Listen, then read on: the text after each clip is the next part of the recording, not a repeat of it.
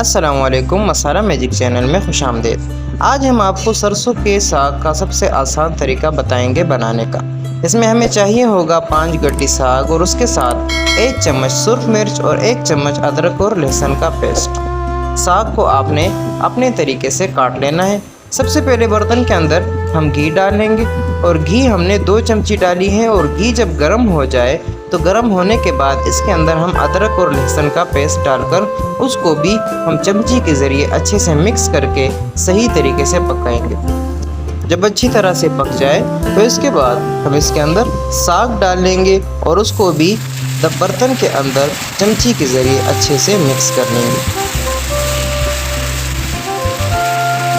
साग डालने के बाद इसके ऊपर हम सुर्ख मिर्च अच्छी तरीके से बिखेर लेंगे और नमक हम हस्बे ज़रूरत इस्तेमाल करेंगे।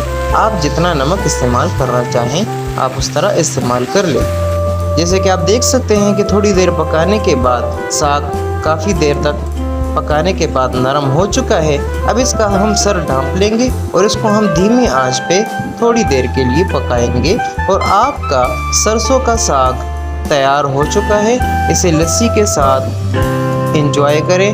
और अगर अभी तक आप लोगों ने हमारा चैनल सब्सक्राइब नहीं किया तो हमारा चैनल सब्सक्राइब करें और बेल के आइकन को दबाएं कि आपको डेली अपडेट्स मिलते रहें। इसी तरह मज़ेदार रेसिपीज़ के लिए हमारे चैनल को ज़रूर सब्सक्राइब करें। शुक्रिया।